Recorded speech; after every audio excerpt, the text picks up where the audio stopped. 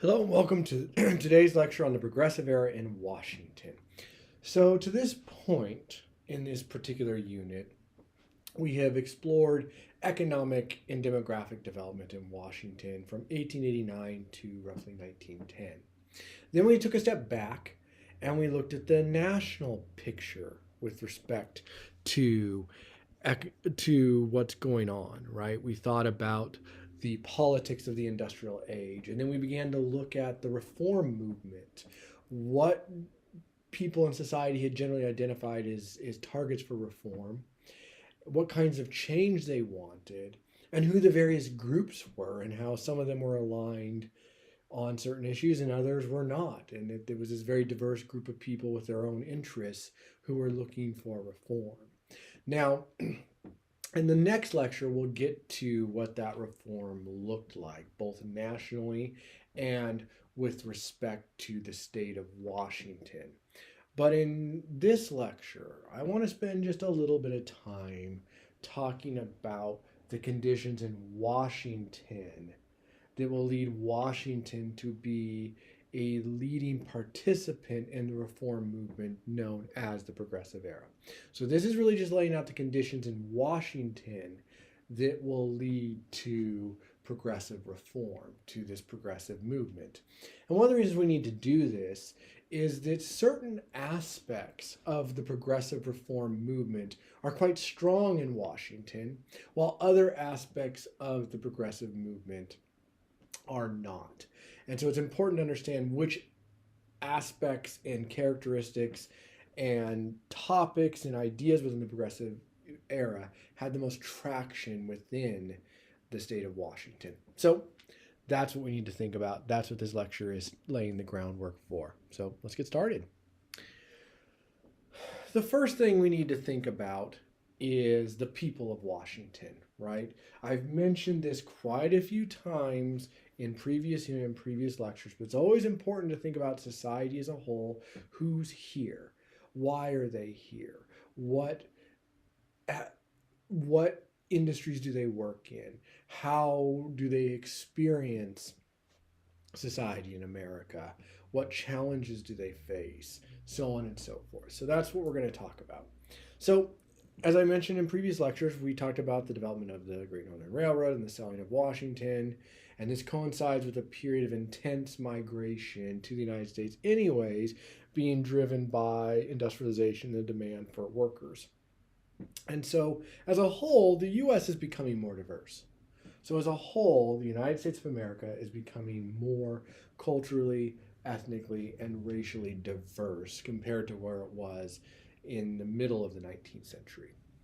That diversity is not hitting everywhere in the United States exactly the same. In fact, much of the West, especially the Intermountain West, isn't experiencing a lot of these demographic and cultural and ethnic and racial transformations.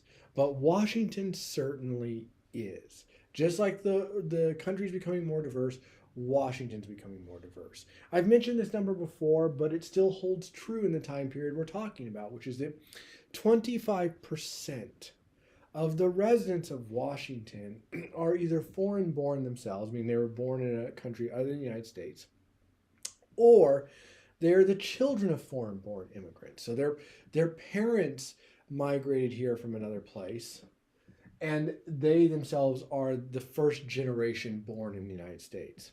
That's a quarter of the population. That is a lot. That is a lot. And we need to pick that number apart and think about it and think about what the implications of it are for the country, for this state as a whole. So we need to think about that. But overwhelmingly, we would identify the population by the term Caucasian, which is a term that is bandied about in the 20th century largely to mean white. But in previous lectures, we did talk about the complexity of whiteness and how whiteness is constructed in the late 19th and early 20th century. And just as a reminder, whiteness is largely understood along WASP terms. Okay, so white, Anglo-Saxon, Protestant. You were largely understood to be white if you could claim essentially Northern European descent and you were Christian, primarily Protestant. That was understood to be white. Now, outside of that, you might be of European heritage, but that didn't necessarily guarantee that you were understood socially, culturally, or, and this is really important for conversations we're going to have a little bit later in this class, legally as white. Let me say this again. In today's modern discourse, we generally understand someone to be quote unquote white or Caucasian if they are of European heritage and ancestry. But that's not how it was understood in the late 19th and early 20th century. In the late 19th and early 20th century, you were understood to be quote unquote white or Caucasian if your ancestry was Northern European and you were Protestant. If you were Catholic, like say many people of Irish descent, and the vast majority of people of Irish descent who are in the United States were from the Catholic part of Ireland. Ireland, at the time we're having this, right, in the early 20th century, is still a colony of Great Britain. It's part of it's part of what's called the United Kingdom of Great Britain and Ireland. So they're still a colonial possession. They won't be for a lot longer, but that's not a topic we're going to cover in this class. Nonetheless, right, the Irish immigrants, because they were predominantly overwhelmingly Catholic, their whiteness was a little bit suspect. And that was true for many other European immigrants. By and large, if you assimilated, and to assimilate means you make yourself like dominant culture being WASP culture. If you assimilate to WASP culture, linguistically, religiously, culturally, so on and so forth, then you were largely considered to be quote unquote white. But just keep in mind that even that assimilation was sort of contingent. So when we're thinking about the people of Washington, they're overwhelmingly what we might think of today as white. But within that, right, there's the descendant of the quote unquote white pioneers who had been in the state of Washington going back to the territorial days. There's relatively recent immigrants who are U.S. citizens from other parts of the United States. And then you have foreign-born residents from various parts of Europe.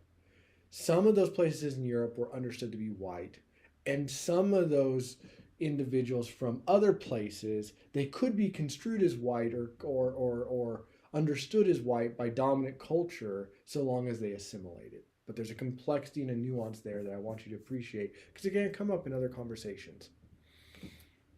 So Washington is seeing a rise in populations from Eastern Europe, meaning what is today, Russia, Poland, the Baltic states, Hungary, Czech Republic, Slovakia, the Balkans, meaning Bosnia and Serbia and Croatia.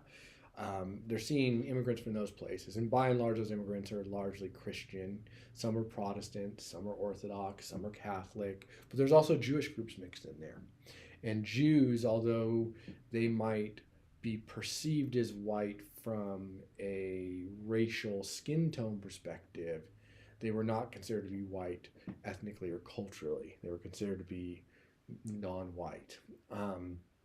And although after World War II, Jews will be construed of as white, it will be a conditional, tangential whiteness.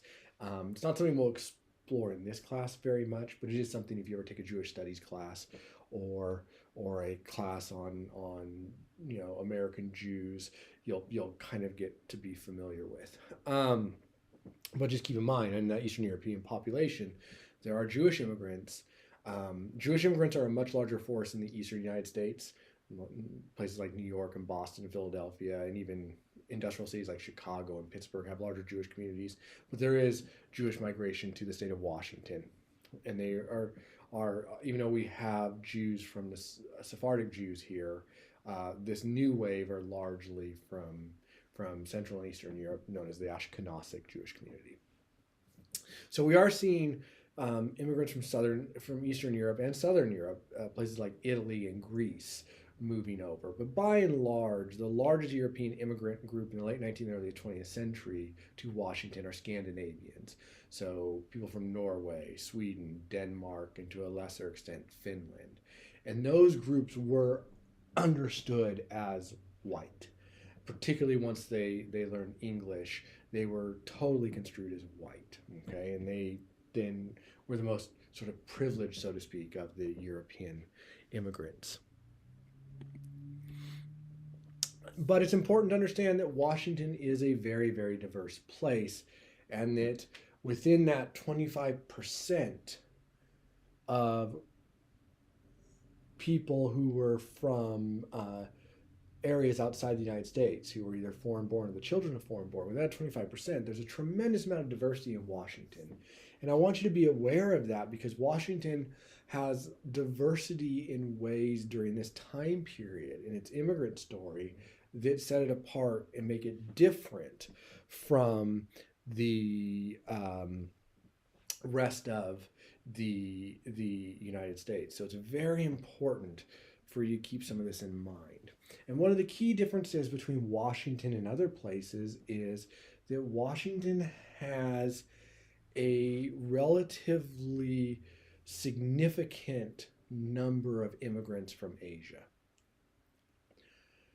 As you learned in previous units by listening to lectures, but also watching documentaries, that while immigrants from Asia were thought about on a national scale, there's all sorts of racist fears and racist legislation, most notably the Chinese Exclusion Act, that is about immigrants from Asia or a particular part of Asia like China. Even though that racist fear, that racist fear-mongering, that racist hate-mongering is part of the national discourse in the 19th and early 20th century, the fact of the matter is most places in the United States do not have immigrants from Asia. They are mostly concentrated not just in the West, but the far West, the West Coast, Washington, Oregon, and California. Yes, they are found, Asian immigrants made their way into the Intermountain West, but the largest populations are on the West Coast. And Washington has very large populations. Now, you guys all know the Chinese Exclusion Act, right? And its renewal in 1892, and then it's made more permanent in the early 20th century. We talked about that in lectures. You watched a documentary about that. So we're fully aware of that situation, okay? That situation, right,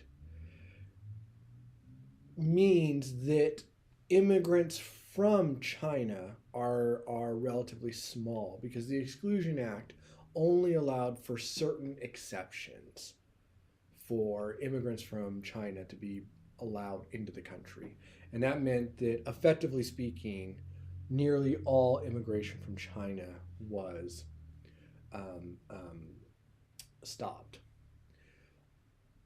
But there's still a Chinese American, a Chinese immigrant population that remains.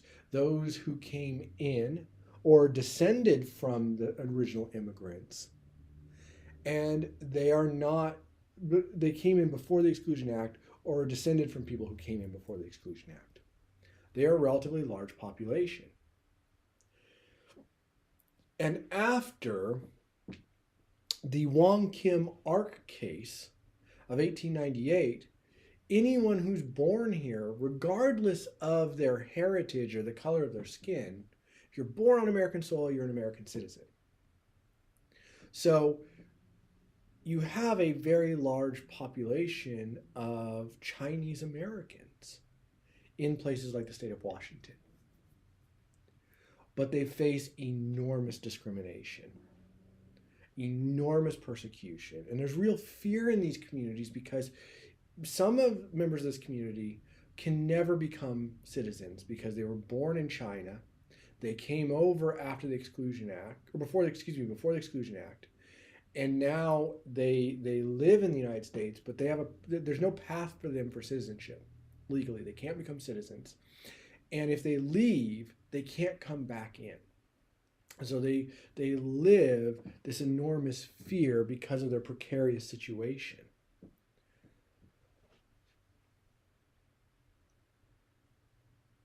Even those who are American citizens, they were born on this soil. If they're of Chinese heritage, they face tremendous persecution and prejudice. And then they too have to fear leaving the borders of the United States because even though they're American citizens, it may not allow them back in the country. Racism may prevent them from getting back in the country or make it very difficult for them to get back in the country. So this is a community that is very persecuted and very marginalized, but is here. Now, the reason that there was a large Chinese immigrant population prior to the Chinese Exclusion Act is because there was a desire for labor from China, labor that you could treat poorly, pay very little, send to do very dangerous jobs, and who had little ability to oppose their mistreatment and their exploitation because of how marginalized they were and the racism they experienced in the country. So that the vulnerability of people of Chinese heritage is what drew American businesses to recruit Chinese workers, to recruit Chinese immigration. That desire for an exploitable labor force didn't end because the Exclusion Act ended. Those businesses, like the canning industry in the state of Washington is a good example. They just looked for a new source of Asian immigrant labor. And they found that in two places. One, they found it in Japan. Japan is undergoing its own industrialization at this point. It is trying to modernize in the late 19th, early 20th century. And that modernization in Japan has brought with it tremendous social turmoil. And Japan is very eager to avoid protest movements, civil war, and uprisings as it's trying to modernize. And it's already experienced a few of them, right? As it modernized in the 19th century, there were groups who were going to be left out of modernization, who were going to see their status greatly reduced, and they protested, and some of them with armed uprising. And so the leadership in Japan, the political leadership, is eager to avoid this. And so what happens is they make a deal with the United States allowing for the American businesses and companies to come in and recruit Japanese labor. So Japan becomes a source of a new source of Asian immigrant labor to work in mines and canneries and the logging industry and some of those places. Another source becomes Filipinos. And the Filipino workers are in an interesting position because the Philippines has now become an American possession. As a result of the Spanish-American War, the United States has taken over several territories belonging to the former Spanish Empire, and one of them is the Philippines. So technically, the Philippines is militarily occupied by the United States. It's American territory. And so these workers are not coming from a quote-unquote foreign territory, but an American possession. But Filipinos after 1898 begin to come in large numbers. Now, to be clear, right, immigrants from every part of Asia have their own language, cultures, traditions, and so on and so forth. When they come here, though, dominant culture in the United States tends not to appreciate or care about those distinctions, and so tends to kind of label them all the same. They're just quote unquote people from Asia. And that's a very racist way of viewing these communities and their descendants, but that's by and large how they're talked about within American discourse. And they face extreme prejudice and racism. But they tend to work in the same industries that the Chinese immigrants and the Chinese Americans had worked in before the Exclusion Act cut down that migration supply, that migration line. We're also starting to see African Americans move to the Pacific Northwest, and specifically to urban areas in Washington like Seattle and Spokane. Not an enormous population, but it's starting to happen. And this is part of a general trend you see in the early 20th century, so in the 1900s, 1910s, and 1920s. Is a general migration out of the South for many African Americans to northern industrial cities. We're not going to talk about the nuances of why this is occurring, but just generally what's happening is that after the end of Reconstruction in 1877, Reconstruction is the term for the rebuilding of the rebuilding of the South after the Civil War and the attempt to create a post-slavery society by the victorious Union and American government. Largely, the North and the Union itself had given up on that task by 1877, and it's more complicated than that. But after the army withdrew and most of the sovereignty for decisions was returned to state governments, what those state governments did was impose Jim Crow law segregation. So the Jim Crow laws, the segregation we associate with the South, gets imposed after 1877. And the experience of African Americans becomes so horrible in large parts of the South that many decide to leave to try other other opportunity. Excuse me. There's a really good book about this called The Warmth of Other Suns that I highly recommend if you're interested in this period in looking at the stories of African Americans who moved north and the reasons they did so. But one of the locations that they found that they came to were places in Washington like Seattle and Spokane. Never, as I said, in large numbers, but they certainly come. Now, they will face prejudice and discrimination as well, and this is something really important. In American history, we often teach this simplistic narrative that somehow racism and racial violence and racial bigotry and racial prejudice was confined to the American South. And outside of the South, in the North or the West or the Southwest, that things were much, much better. And there was total opportunity for people of color. And that is simply incorrect, inaccurate, and flat out wrong. While northern communities and western communities and southwestern communities did not have Jim Crow laws, racial prejudice and hatred was every bit as strong as in the South. And they had their own ways of creating discrimination and segregation. And Washington was no exception. Washington was no exception, okay? In Washington, we see the development of discrimination and the development of policies that targeted specific groups.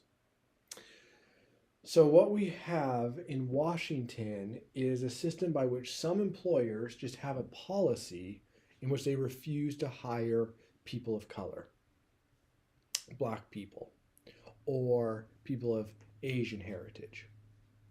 And what that does is it means that only in certain jobs and occupation can immigrants or people of Asian heritage and ancestry find jobs, or people of African American heritage and ancestry find jobs. It creates segregation and prejudice, but is not ingrained in state constitution and law in the same way it might be in the South. But the biggest expression of this is something you find all over the country, but was particularly strong in the state of Washington. And that is called the covenant system, or covenants. And I need to explain covenants to you just a little bit. So covenants are clauses in property deeds. And a deed is just a term for, a deed is just proof of ownership of a property or a home or a building or something like that, right? And what happened is that the clauses, lines, would be inserted into these covenants And these lines would say that you couldn't, that a home or a property, a building could not be sold or rented to a non-white person. I'll say it again. These covenants that were put into property deeds, they had clauses, sections that would say you can't sell this property, home, building, etc., to a non-white person, nor could you rent to them, which meant that there were entire places within towns and cities where even if you had the money and the desire, if you were someone who was construed as non-white, an African American, a Native American, a person of Chinese heritage or Japanese heritage, or Filipino heritage, or to be honest, Jewish heritage, you could not purchase property or a home or a house or rent it. And the consequence of these racial covenants was segregation. If you say non-white people can't live here, but they can live in another place, then effectively what you are doing is you are creating segregated towns, segregated communities, segregated neighborhoods. And if neighborhoods and towns and cities are segregated, then so too will services. So when public schooling comes in, well, you're going to have segregated schools because the neighborhoods are segregated. When other public services come in, or when you have hospitals and doctors' offices, anything you can think of in a city, it's going to be segregated by virtue of the fact that the neighborhoods themselves are segregated. And that's when towns allowed racial covenants. There were certain towns that just flat out would pass laws banning people of Chinese heritage or of Asian heritage. And then even in cities, right, not only were the cities segregated, but there were some businesses, like they just wouldn't serve a person of color. They basically said there was no law that, like in the South, that said, well, these restaurants are for whites and these restaurants are for blacks. They didn't have that law in Washington, but businesses often would just say, we don't serve people of Asian heritage or people of African Americans or Jews, right? There were hotels that would not rent rooms to Jews. And so what you have is prejudice and hate that's every bit as fierce in Washington and other places in the United States as is in the South, but not the same legal infrastructure. But in some cases, the effect is exactly the same.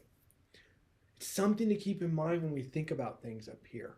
Yes, Washington does not have the Jim Crow segregationist laws that southern states do. But there's still prejudice, there's still segregation, there's still discrimination in this area as a consequence of those things. Now, what happens in the state of Washington is that diversity ultimately, despite the prejudice, despite the difficulties, has a consequence in Washington. You start to see the development of certain cultural and ethnic neighborhoods in Washington towns and cities, mostly because covenants force them, but then they become places where people try and recreate the cultural practices and identities that were familiar to them, right? And so you have the creation of quote unquote Chinatowns, or quote unquote Jewish areas, or quote unquote Little Japan or Little Italy, and so on and so forth. These districts start to develop in towns and cities by virtue of the covenants, but then they begin to develop. And then what happens is within these communities, schools and organizations and clubs begin to develop to maintain a sense of cultural identity in the face of enormous assimilationist pressures by the rest of the country.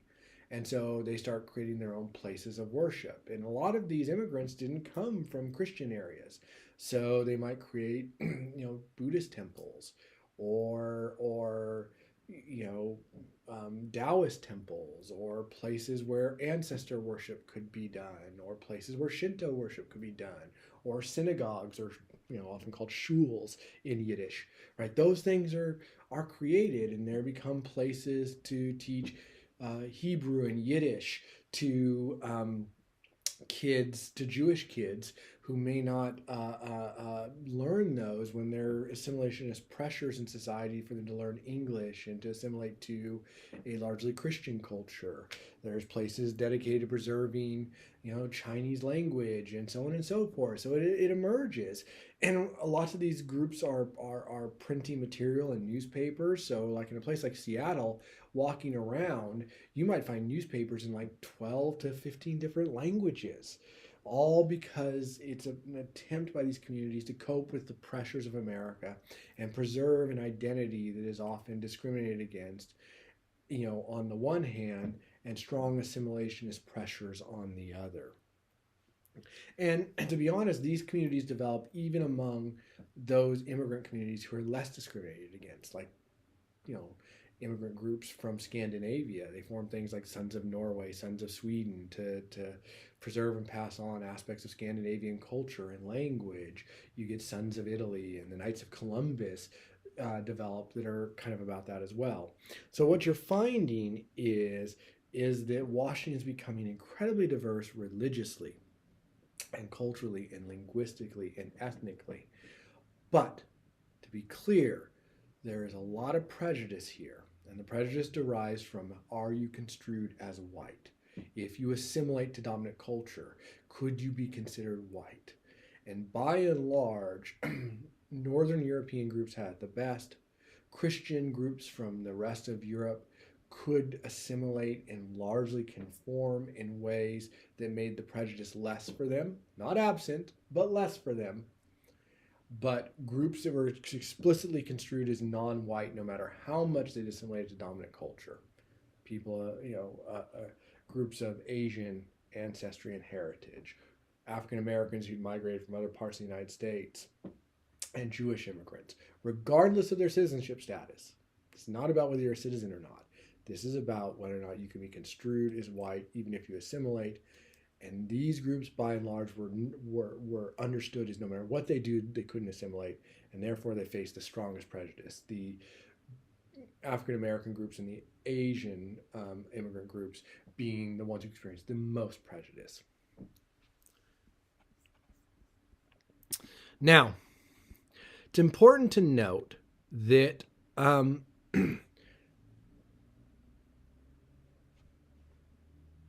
racial and ethnic discrimination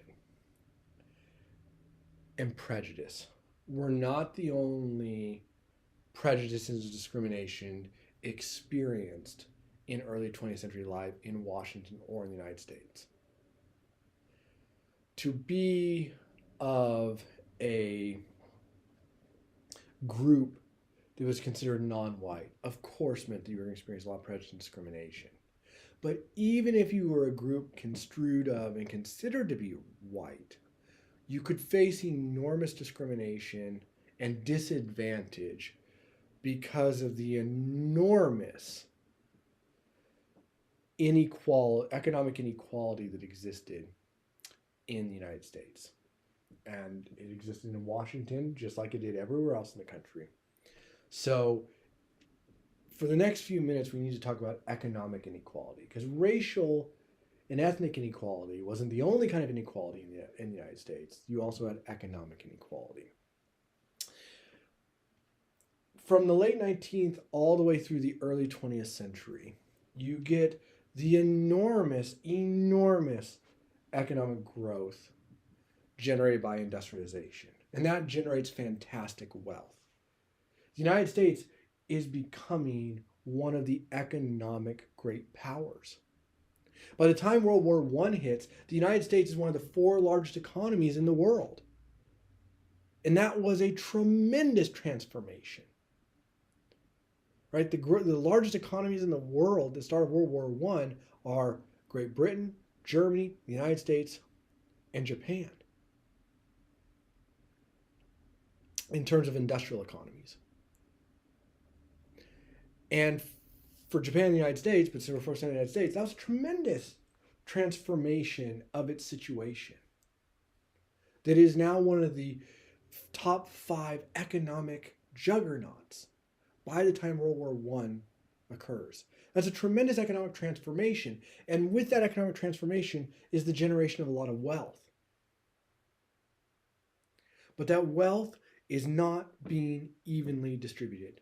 A disproportionate number of that wealth is at the top. The business owners, the trust owners, the monopoly owners. The people that control business.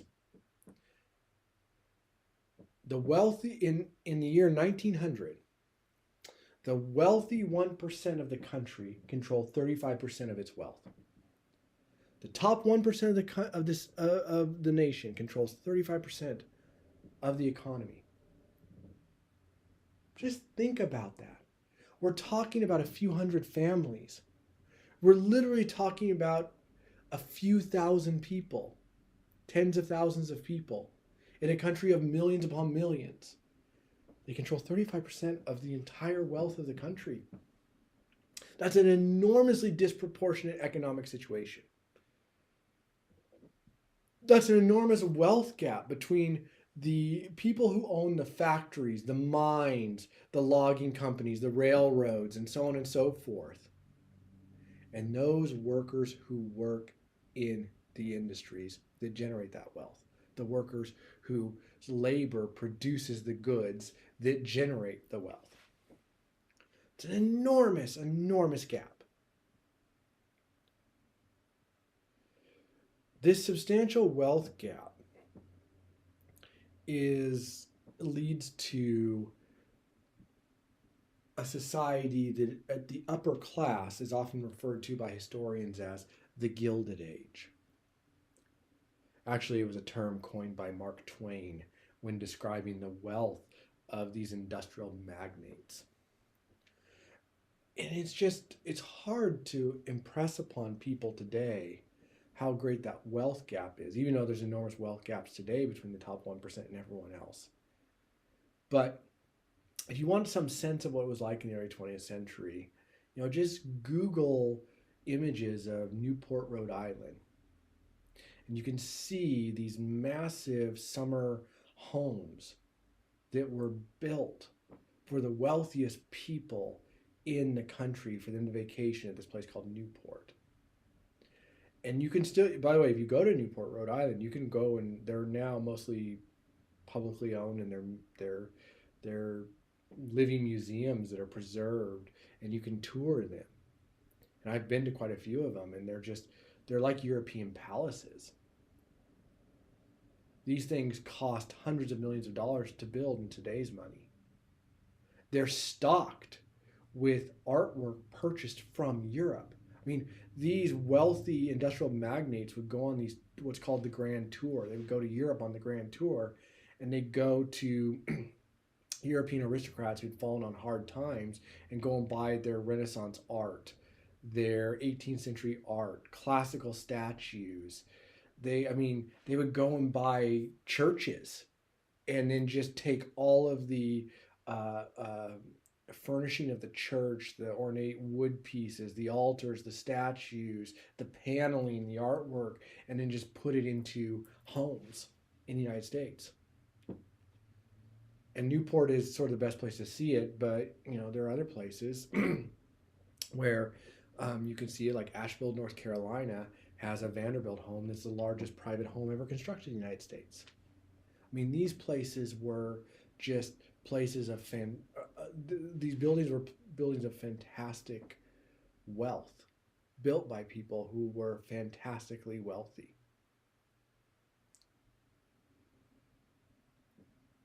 And to give you a sense of the inequality, I want to talk to you a little bit about what the workers are making, what their lives are like. And the fact of the matter is, workers are working really long hours. On average, your average worker in this country, be they a factory worker, a mine worker, or working in a canning industry, Your average worker is working 10 hours a day, 6 days a week. Some workers are working 12-hour shifts. They're working 12-hour shifts 13 out of every 14 days. They get 1 day off. This is most common in the steel industry, but it did happen in other industries. Like I said again, they're working 12-hour shifts 13 out of every 14 days because the factory is running around the clock. And basically what there's day shift and there's night shift. And in order for everyone to get 1 day a week off every 2 weeks, what happens is that one of the shifts has to work what was known as the quote unquote big turn. And the big turn was you work 24 hours in the factory.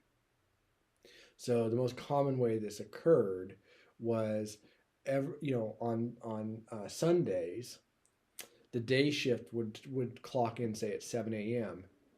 and they would work until 7 a.m. Monday. They'd work 24 hours, called the big turn. So the night shift could have a day off. And then at 7 a.m., night shift, who'd left the factory at 7 a.m. Sunday, so they'd have 24 hours off, they became the new day shift. And the day shift that just pulled the 24-hour turn from 7 a.m. Sunday until 7 a.m. Monday, they then got to go home, sleep for 10 hours, 12 hours, however long, because they're exhausted, then show up and be the new night shift. I mean, just incredibly grueling conditions. And workplaces were dangerous.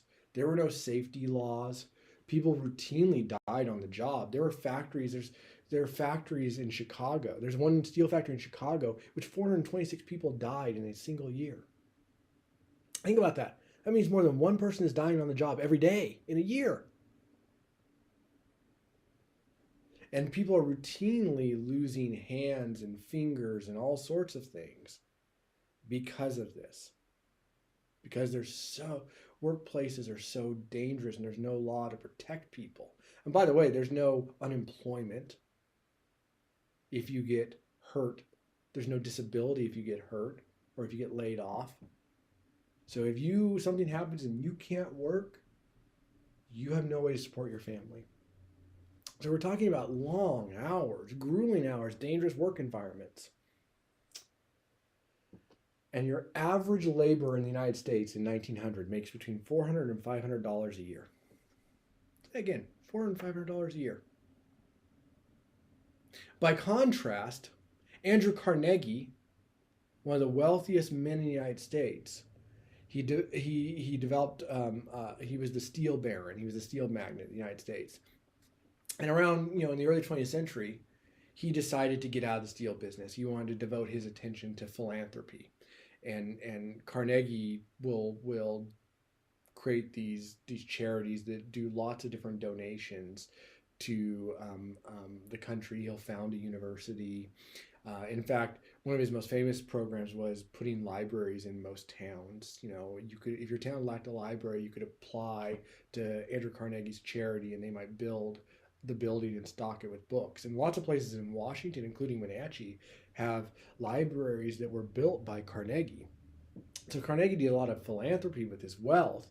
But to give you an idea of how wealthy he was, he sold U.S. Steel to a guy named J.P. Morgan and his investors for $500 million in the early 20th century.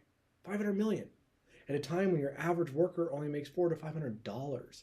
That's the wealth gap between the workers in his factories and other factories and what he made and was worth. But the real kicker is not just the wealth gap, not just the fact that these industrial owners are worth millions and tens of millions, in some cases hundreds of millions of dollars, when their workers are only making $400 to $500. The real kicker is it takes about $600 a year just to live, just to cover your basic necessities.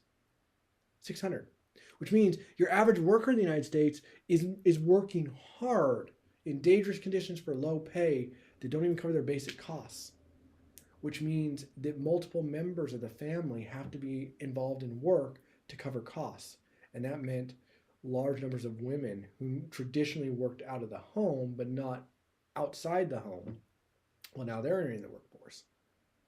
Children are entering the workforce because there's no child labor laws, and they're working under the same condition as adults. So what we have is a country that has developed this idea of the American dream, working hard, pulling yourself up from the bootstraps. Hard work equals success. But in reality, hard work isn't enough because of the gap between the rich and the poor. And increasingly, there's anger and frustration. We'll talk about this in the next lecture. But increasingly, there's anger and frustration over these conditions. Now, this anger and frustration leads many people to move west looking for new opportunities for this American dream, particularly immigrants from Europe. Well, I couldn't find it in New York, but maybe it's in California or Oregon or Washington. But the conditions here are basically the same as everywhere else. Low pay, dangerous work, very difficult to make a living. That is going to have consequences in people wanting to change the way this country works and to address this inequality and exploitation. One way to think of this is a class issue. And to be clear, immigrant workers, regardless of their heritage and background, are experiencing these same things. But so too are workers who are conceived of and constructed as white by society. So this is an example where class distinctions often mean that groups from different heritages and backgrounds are experiencing the same thing, even though when we think about social prejudices, that some workers who are understood to be white might socially have advantages that people who are construed as non-white did not. But in terms of class, they're experiencing a lot of the same things.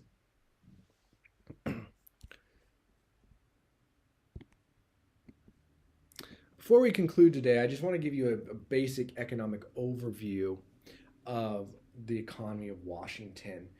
And the reason we need to do this is it's really important for understanding the expression of the progressive reform movements in Washington, but also understanding the impact of World War I, which we'll talk about later in this unit, the impact it has on the state of Washington. Okay? So let's talk about timber and agriculture first. By the 20th century, Washington's timber industry has grown to be the 5th largest in the United States. So it's a very, very large industry, and it's only going to grow larger. And what happens is that we end up with some of the largest timber and logging companies in the country, the most famous of which is Weyerhaeuser, founded by a German immigrant named Frederick Weyerhaeuser, who purchased a lot of land from the Great Northern Railroad. Logging was perhaps the most difficult and dangerous profession in the Pacific Northwest. Logging was very difficult, done in the middle of nowhere under really dangerous conditions.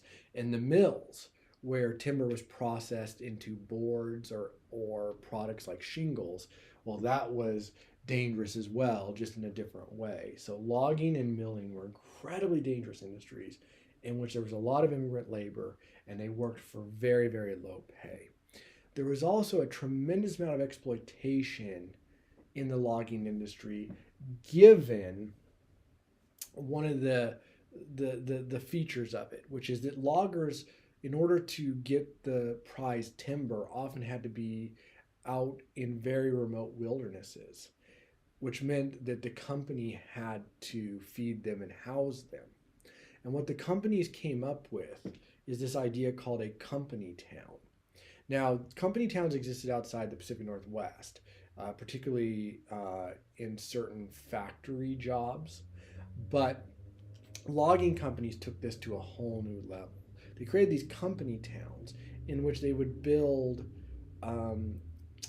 housing units for workers. They would have grocery stores. They would have all the services, but workers had to pay for them. So for instance, workers lived in the company housing, but they paid rent every month. They bought food, but from the company store, which meant that workers were getting paid wages and then had to spend that money right back with the company because that company was providing their housing and basic necessities. You can imagine how frustrating that would be for workers, particularly if prices of rent and goods went up and their wages did not. And that happened a lot. Agriculture maybe benefited the most from the development of the Great Northern Railroad because suddenly Washington agricultural products could reach markets across the United States. And so that was a really important development. Agriculture is going to grow by leaps and bounds because of this. Um, and in fact, one of the earliest agricultural industries that was so important in Washington was hops. We grow hops in Washington today, but largely in eastern Washington. Back then, they were growing the Puget Sound, and hops from the Puget Sound were like the most prized hops in all of the world. And there were hop companies that were just desperate for hops from Washington. In fact, there were Washington hop companies that opened up offices in London and Berlin and all sorts of places in Europe to sell their prized hops to European beer makers. And these hops could reach markets so much quicker because of the infrastructure. But there were also additional technological developments that helped the development of Washington agriculture. One was irrigation. Irrigation became more commonplace in places like the Yakima Valley and in the Wenatchee Valley, that then allowed for lands that were fertile but did not have enough water to be cultivated for fruits and vegetables. So this was an important development. Also, an important development was the development of mechanization, machines that could replace hand labor. And this was especially important for dryland farming. We're getting the first development of the machines that can help improve dryland cultivation, so allow you to cultivate more dryland wheat farming and then harvest it. We don't have combines yet, but we get the first machines that begin to replicate some of what combines will do later in the 20th century, and that will help as well. The fishing industry is one that is actually declining in Washington. The canning industry, which had been so robust in the late 19th century, sees competition from other parts of the world. And so as a consequence, canning begins to decline. Also, the fishing companies had over-harvested coastal waters in the Puget Sound. And so fishermen had to go further and further afield looking for fish populations. And that just added an additional cost for canning companies. Nonetheless, canning will still remain an important part of the economy. It's just in decline.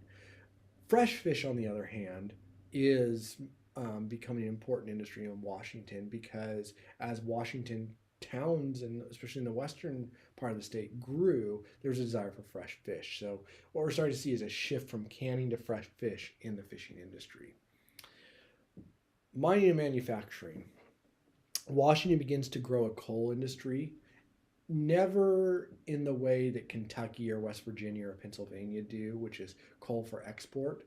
Washington's coal is largely about providing fuel for railroads and other industries that are local, so they don't have to import coal at a very expensive rate from the eastern United States. So we get some coal mining in the Puget Sound area.